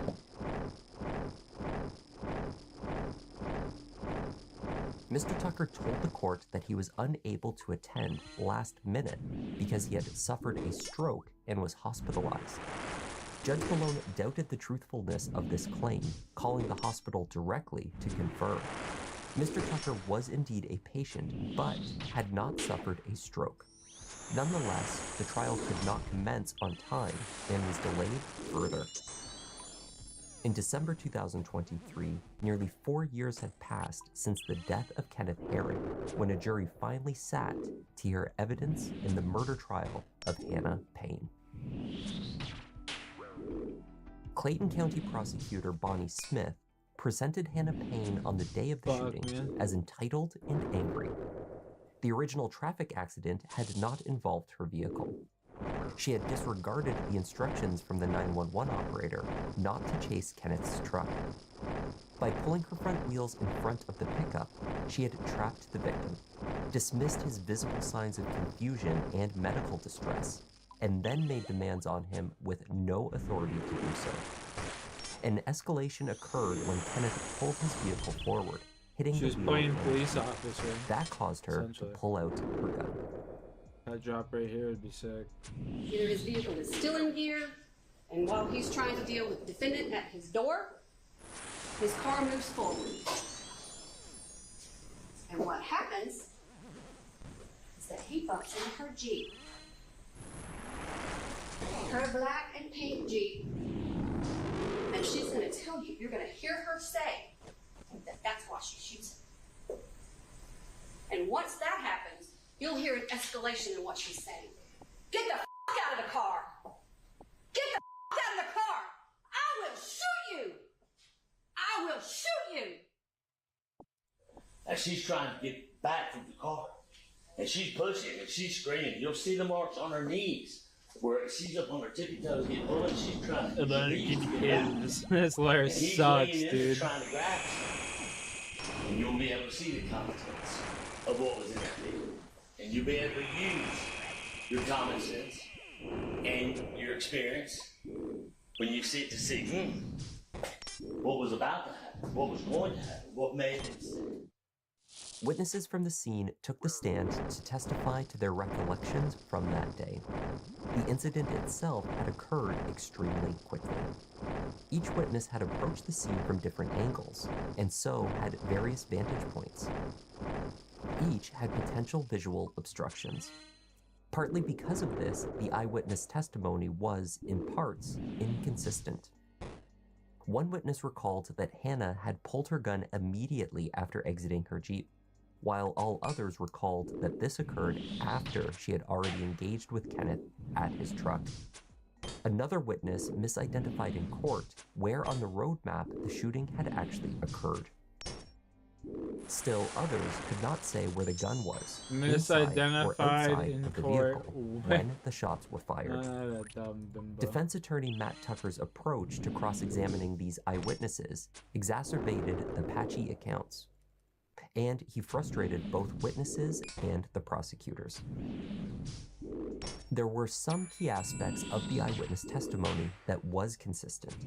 Most importantly, every witness described Hannah's demeanor when approaching Kenneth in his truck as aggressive, and every witness reported seeing Hannah strike Kenneth. Hannah's claim of self-defense had no basis in law if she was determined by the jury to be the aggressor in the situation, and if she made no attempts to de-escalate events. She got out of her Jeep and she immediately went to the truck driver's side, yelling and punching.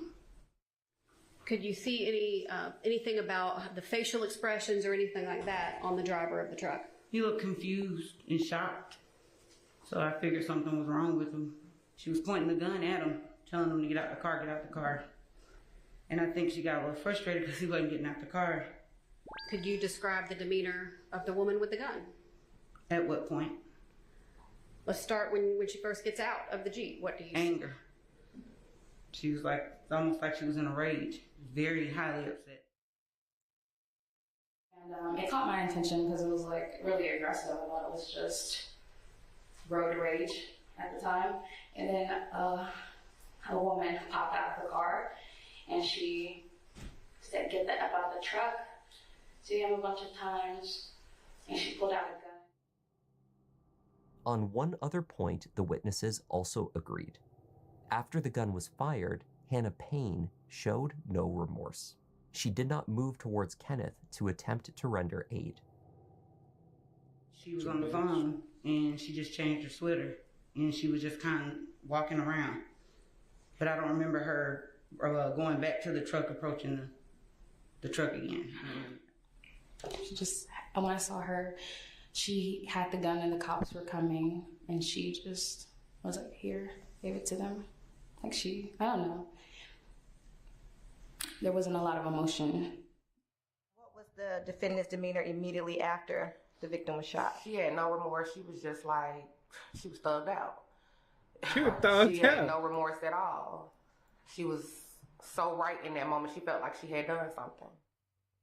The medical examiner found that Kenneth Herring had died from a single gunshot wound to the abdomen. There were no other notable injuries Windows to his Explorer. person. As defense counsel was quick to point out, Oh, the chivalry. examination found no signs of bruising Good to the Canada. chest, which might have been expected had Hannah been My punching boy. the 62-year-old repeatedly, as every witness testified. Kenneth had only one small marking, a pinpoint-sized mark on his collarbone. The gunshot wound had I entered accepted in the an invite. inward Does it not? trajectory No, from it's the not left it. to the What right. the fuck? Matt Tucker further argued that this was consistent with the struggle over the gun that Hannah had described. I'm gonna make a living off of flexing cardboard. Hannah took the Oh, stand yeah. to testify in her own defense. Right? She told That's the what I'm jury talking that she about. believed that she Yeah, had that's been what I'm following saying, the bro. Fuck, instructions get of it. Get that authorities paper. when at the scene. I'm all for it. When Terry Robinson, the key I witness always at sit the there first and accident, don't identified antagonize them, himself but as a like just state be like, officer kids will and on asked her your to get a shorts photo will be of the like, red this card pickup's sucks. Be like, tags. fuck, this She card's did what she amazing. What are you could talking to acquire it. about? Just start trolling them She even found more. out later that Get more Terry was a engagement. correctional officer at a Like, state dude, I love this facility fucking and card. not a police This officer. card is my life. Terry testified that Better he than my in 99 no magic way card. instructed Hannah to chase after Kenneth. It would one-shot my 99 Magic Carp, the one I just posted, bro. And as he's pulling off, she's asking me, you know, Just a wee little Charmander, but it's like a full Realizing I wasn't able artwork. to, It's a pretty I was sick already card, at my bro. vehicle. It's got like this perfect glimmer in the video and everything. It's like, damn, completely son. got in my vehicle and went to go pull off. What sucks is it was a promo card, And so at it's like that a time, little bit bent. Truck driver and the You can't even state tell in the officer was video standing though, but over in the street. so it was and just like a started waving random me card over, in like, the calling me booster towards box rather than Okay. And when you got like, close yeah. to them, what happened? Probably got I handled very shittily. asked him I want someone to say to this go card's straight. fucking fake He though, said bro, yes. because there's no And way. he's telling me, he said, go. How do you When I fake was that? in my vehicle and he was waving Impossible. me over, his You motions just tell were, him it was to come almost and like get he the was box. waving me on. So when he brought me up, when I got up to You him, come is and when come in like he right at told the me box. to go. So at that time, you were under So really, I've had, the state so officer since I've had needed to this, get the tag. I have a video scheduled every day of the week for each booster box, or each card, or each, what do you call them, pack? There's like 9 packs in each booster box, so I have 9 days spread out, and then I try to get another video flexing just a singular card from the box. And then dangerously pulling in front of the red truck to But like, if you went and force like watched one of my actual card pull openings, you'd be like, he just pulled that card, you know what I mean? Like, just following it. but no one. So you never heard them give a It was warning for of not to fucking chase? Or... No. That's when she told That me one was a she just banger, wanted bro. me to That's be still safe. getting views. It's got like I told her 22. that I understood, Let's and start, that baby. I wasn't chasing. I was just going to follow, just stay behind. Yeah, I'm up and to stay with 22, him 3 until the likes. police officer could get to It's us. probably all my boys. Hannah told the jury a similar story as the one who she it told is. police. That after approaching as they Kenneth coming to in, ask him to return to the scene of the original And I noticed crime, there's just. he grabbed her and would not let go. I might need 2-2 then. Hannah also pointed to the moment that Kenneth pulled the truck There's forward only one into type her of Jeep video that's as a getting me a pivotal shit ton of moment subs, in the so I have to like altercation. keep doing that same But video. now, Hannah says it was in that moment that her life flashed. But I'm not before trying her to just have it back to back be in like the same videos. I'm trying to like get other shit out there too. Yeah, no, that's exactly how it's done. Man. You keep doing it, and people that subscribe will watch your other videos and shit. And they'll watch it and they'll add on. And it's all have no idea. They'll share it to their friends and then send it to a new sub or yeah. It's all like snowball effect. Sure. That's how it was with my channel when I was in my peak for zombies. like I saw like People would my watch life me, man, I'm flash gonna go before tell my my eyes, friends and I at thought school. I Next was thing you know, I'd have going like to go down one right person would turn into 4 viewers, you know what I mean? What was your peak? COVID? Like a year after. Hannah's disposition after during her COVID. cross-examination would You prove started detrimental for her like defense. actually shooting content Although out she like recalled information 2028, relating to all of her 2008, defense 2018, questions excuse me. calmly and effectively, Somewhere around there. Hannah's memory fell apart during cross-examination. She refused to accept the And premise you of straight many up made of the enough to state's live off questions, of, yeah? including Yeah, it was denying making the at one record point, man, I of the made like over 911 operator, $15,000 instructing her not to between chase the donations, dog. ad revenue, and the sponsor. What were you doing at that? Like your Keno runs? Before that even probably. No. Call the Dead? It She wanted it you was a to little return bit to the before incident that. It was for location, Apex. correct? Correct. It And was not like God for when damn. I the was time like, that she wanted me to I not was, follow. I was still kind of doing Apex. I had an Apex sponsorship. So if you're asking And me there was like if I right at the end remember of word that, for they were word paying me what I like said 4.5 $5,000 years ago, I for this can not Apex say that I sponsorship. do remember exactly what I said. And then I And do had recall that you told them the that you came donations, around like that I was just trying to curve pop off and you with had an opportunity to get zombies. in front of him? So I wasn't really doing Apex that much anymore, right? If that's what I said, then I... Did you make money off of your squid grips or whatever the fuck it was called? Controller Freak, was it? Oh, the fucking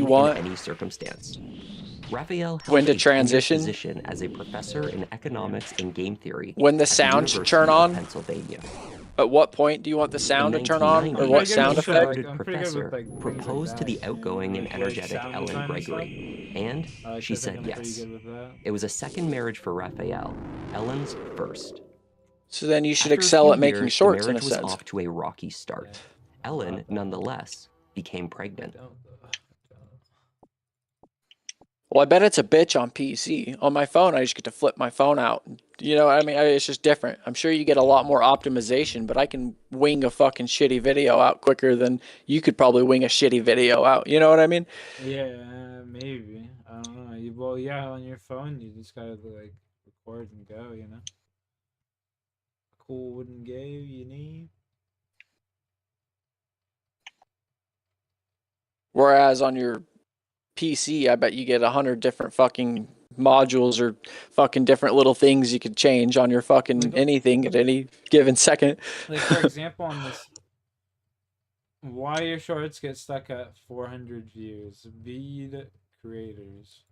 So you keep posting YouTube shorts and they're not getting any views. Well, there's two things you need to fix. Over the last year, I've posted 40 shorts onto my channel. Some of them only got a couple of thousand views, whereas others went completely I also viral. think YouTube just throws out off numbers When to I make cracked this content code, I creators gained keep going. 34 million That's views my and fucking 95,000 conspiracy for the day. subscribers in less than a year. So what's the real difference between a short that gets 100 views and a short that gets millions? The truth is that all successful shorts look exactly the same inside your YouTube analytics. This short that I uploaded currently has 15 million views, but before the views came flying in, there were two more golden signs that told me it was about to explode. The first one was the viewed versus swiped away graph. This shows you the amount of people that saw the start of your short and chose to carry on watching instead of swiping away, which is extremely important. Long form videos on YouTube have titles and thumbnails that try to convince people to click, but nobody chooses to click on YouTube Shorts. The overwhelming majority of your audience discovers them by scrolling through the feed, which YouTube chooses for them.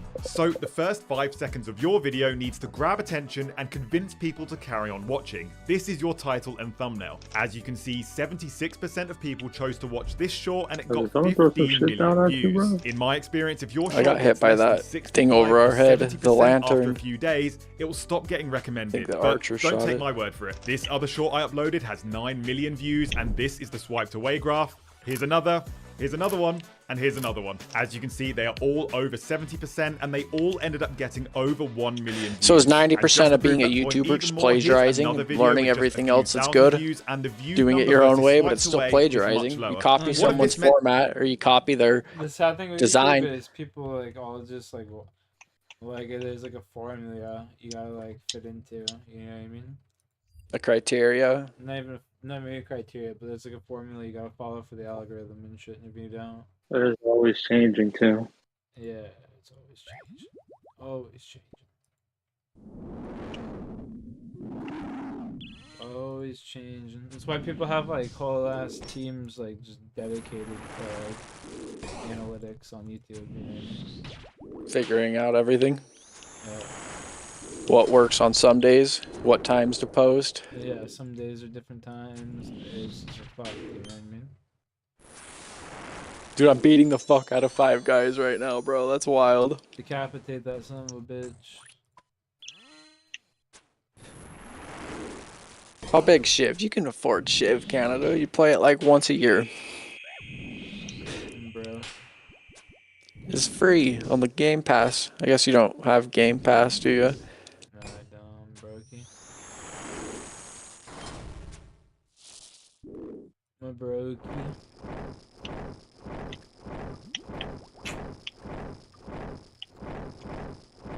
I get me a fucking car, mate. A broom broom? Vroom, vroom, vroom. Fucking car. I'll sell you my girlfriend's old one, bro. Just driving on up to Canada. Do a little border swap. Yeah, Here, yeah. I'm just leaving a car for my boy. Don't even say that. Just fucking drive it on over and just walk back. It would work, bro. Bro, what is this horse shit? I clicked on that motherfucker like 4 times. I just died. That disgusts me. What's your death count today? 1. Just that one? Yeah. Ouch. 1. You don't like lose anything for it, do you? 100K. You made 30 million. I've also died 99 times. I've In technically total? lost in supplies here. In supplies, I've technically lost 26 million in supplies. Jesus. 26 million supplies, so it'd be 84.8 subtract 26 point.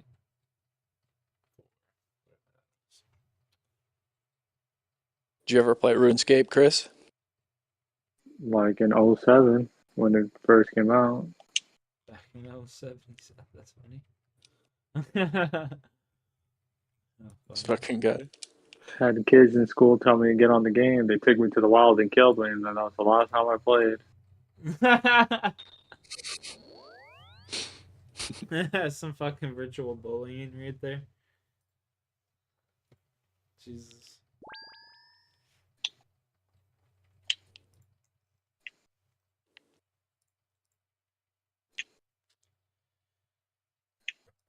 What's my Casey at anyway? Let's see here. Fucking 552 kills. So what, you just flex pets? Is that really all that is? It's like showing your homies you got something cool. Yeah, showing the homies got something super rare that they don't got. Right now, honestly, I'm just trying to get Vorkath because there's this guy I met. I ended up adding. He's got like 10,000 kills. I was like, bro, watch this. I'll go get Vorkath before you. And he's like, fuck you, bro. There's no way. And he did? Not yet. Not yet. I'm trying to. He still hasn't got it. I think he's got like 11,000. He's got like another 1,000 kills or something since I talked to him last. It's a 1 in 3,000 drop. But like you can go over, right? You can go dry. Oh, shit. I watched a video the other day. You know that like King Black Dragon, that black dragon pet I have? Yeah. Someone had to get 22,000 kills. I think I saw you get it, Loki. I wasn't streaming. Oh, you You weren't? watching me get the gargoyle probably.